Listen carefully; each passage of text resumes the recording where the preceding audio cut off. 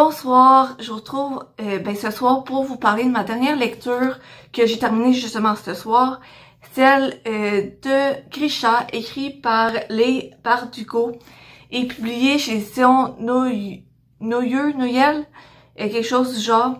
Moi j'ai l'intégrale, mais en gros il y a 3 tomes et l'intégrale, comme le dit le nom, contient les 3 tomes.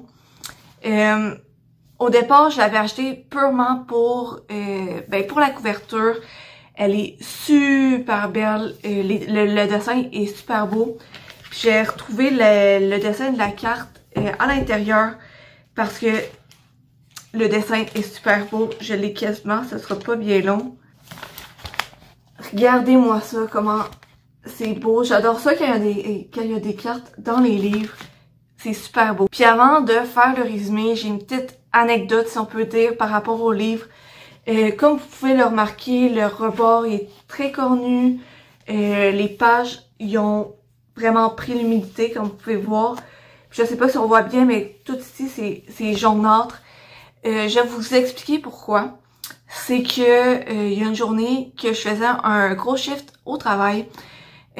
Ce qui faisait en sorte que j'avais 1 heure de pause pour dîner. Puis je m'étais dit, justement, 1 heure de pause, je sais que je passe pas juste mon temps à manger.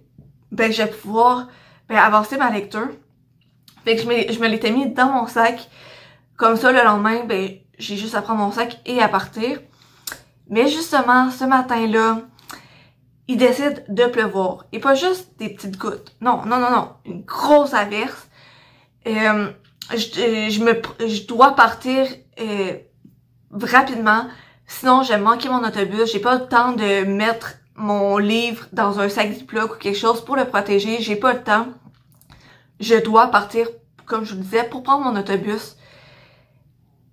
Et l'averse était tellement énorme. Mes shorts, je vous le jure, ont été mouillés en 1 minute maximum et détrempés là. Je pense que même mes sous-vêtements étaient mouillés. Ce qui fait en sorte que mon sac était aussi un peu mouillé. Puis il y a un peu d'eau qui a traversé le tissu du sac. Ce qui a fait en sorte que mon livre a été tout humide. Fait que là, la couverture, elle est rendue... C'est difficile de lire parce que je pense que vous pouvez l'entendre, ça craquait. Puis juste essayer de bien l'ouvrir pour le lire, c'est rendu plus difficile. Puis je trouvais ça tellement triste parce que je pense que j'avais mentionné un peu plus tôt. J'avais surtout acheté le livre pour la couverture, je la trouvais vraiment belle. J'ai pas été déçue par l'histoire, aucunement, mais au départ, regardez ça, le titre qui... je m'extase à rien, mais je trouve ça tellement beau. Puis les cornes aussi. En tout cas, j'ai vraiment été déçue que ce livre-là ait été mouillé parce que je l'aime tellement. Donc, maintenant que je vous ai raconté mon anecdote, je vais vous faire un peu le résumé du roman, dans le fond, de l'intégrale des 3 romans. En gros, on suit Alina qui va se rendre compte qu'elle est une Grisha. Une Grisha, c'est un peu un sorcier ou une sorcière, quelqu'un qui a en quelque sorte des pouvoirs spéciaux. Ces personnes-là, dans le fond, ils utilisent la petite science, donc ce qui les entoure pour faire quelque chose, pour faire quelque chose d'autre.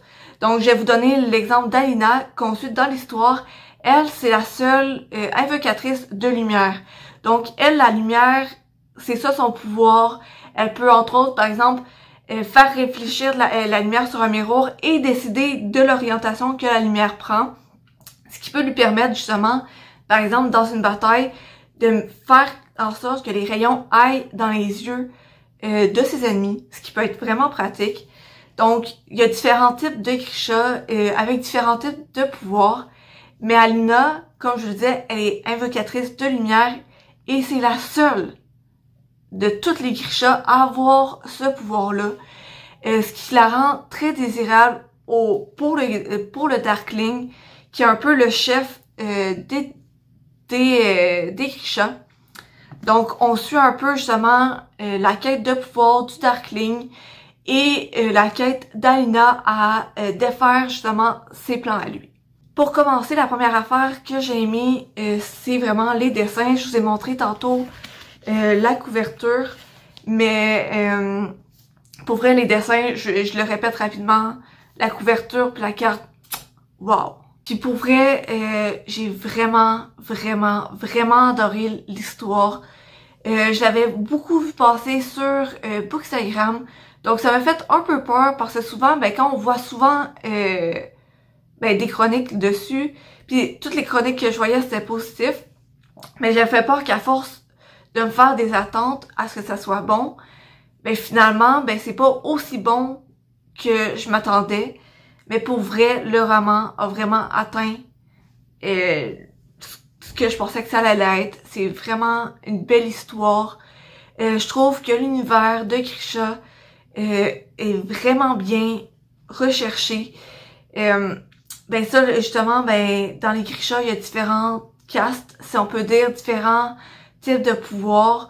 Puis si l'auteur a vraiment pris le temps, au travers de l'histoire, pas juste un coup, mais au travers de l'histoire, de vraiment comme mieux approcher le sujet, mieux expliquer chaque groupe c'est quoi qui était un peu plus spécial à leur groupe quant à leur pouvoir, ce que j'ai trouvé vraiment intéressant. Donc ce que j'ai aussi aimé voir, c'est l'arc du personnage d'Alina, parce qu'au départ elle pense être une personne normale. Elle fait partie de la première armée qui est l'armée du roi. Il y a aussi la deuxième armée qui, elle, c'est l'armée du Darkling. Puis la deuxième armée est juste formée de Grisha. Donc au départ, Alina fait partie justement de la première armée, de l'armée des gens normaux. Jusqu'à temps qu'elle réalise dans le fond qu'elle a des pouvoirs et que le Darkling réalise qu'elle a des pouvoirs aussi. Mais ça, rapidement, elle se rend compte que les buts du Darkling ne sont pas nécessairement positifs. Et en s'en rendant compte, ben, elle veut faire tout en sorte de, justement, renverser son pouvoir. Mais elle se rend compte que, en faisant ça, ça se peut qu'elle devienne aussi mauvaise que lui, que dans le fond, ses valeurs deviennent aussi sombres que celles du Darkling. Et ça, elle veut vraiment pas arriver à ce point-là. Elle veut vraiment juste enlever le Darkling, enlever c'est justement ses valeurs sombres, ses valeurs négatives. Elle veut le tasser justement pour que ça soit une ère un peu plus positive et de cohabitation entre les humains et les Grisha. Aussi l'histoire, tout au long de l'histoire, il y a plein de péripéties. Souvent je me rendais, tu sais, je lisais, puis quand je finissais à un moment donné, je me disais, oh là, ok, je suis fatiguée, j'arrête là. Je regardais l'heure, puis j'avais lu pendant 2 heures. Je voyais aucunement le temps passer. Je voulais juste toujours continuer, justement, de plus m'embarquer dans l'histoire. Puis, justement, je me rendais rapidement compte, ah tiens, je viens de finir le premier tome. Ah tiens, maintenant je viens de finir le deuxième tome. Pour vrai, c'est vraiment une belle lecture, justement, en lien avec l'auteur, la plume de l'auteur. Elle nous embarque super facilement dans l'histoire.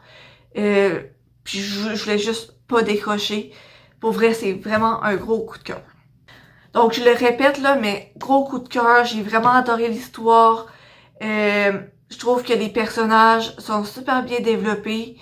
Tu sais, il y a beaucoup de personnages qui s'ajoutent dans l'histoire, mais je trouve que l'auteur a quand même bien pris le temps de les présenter, même si je sais pas si vous voyez bien, mais tu sais, ça pourrait faire un livre à lui seul, puis c'est l'intégrale.